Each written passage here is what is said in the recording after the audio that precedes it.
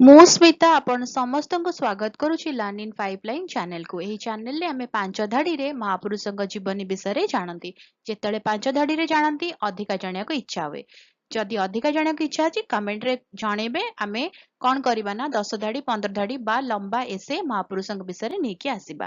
ତାହେଲେ ଆଜିର ଭିଡିଓରେ ଆମେ ଜାଣିବା ଆଉ ଜଣେ ମହାପୁରୁଷଙ୍କ ଜୀବନୀ ମାତ୍ର 5 ଧାଡିରେ।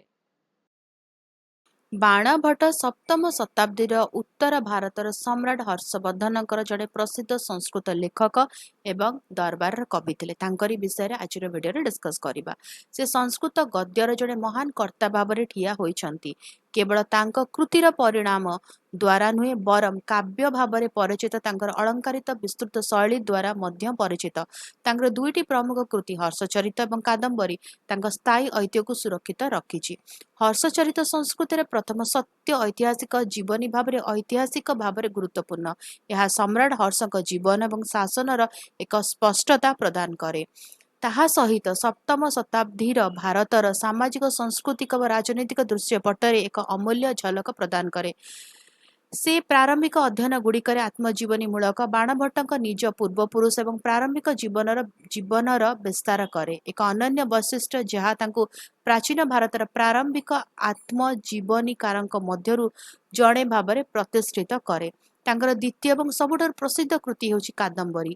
ଏହି ଜଟିଳ ଉପନ୍ୟାସକୁ ବିଶ୍ୱର ପ୍ରଥମ ଉପନ୍ୟାସ ମଧ୍ୟରୁ ଗୋଟିଏ ଭାବରେ ବିବେଚନା କରାଯାଏ। ଏହା ଦୁଇ ପ୍ରେମୀଙ୍କର କାହାଣୀ।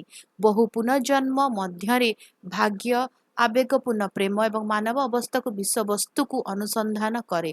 ଯଦିଓ ବାଣଭଟ୍ଟ ଏହାକୁ ସମାପ୍ତ କରିବା ପୂର୍ବରୁ ମୃତ୍ୟୁବରଣ କରିଥିଲେ, ତାଙ୍କ ପୁତ୍ର ଭୂଷଣ ଭଟ୍ଟ କାହାଣୀକୁ ସମାପ୍ତ କରିଥିଲେ, ଯାହା ଏହାର ବଞ୍ଚିବା ନିଶ୍ଚିତ କରିଥିଲା।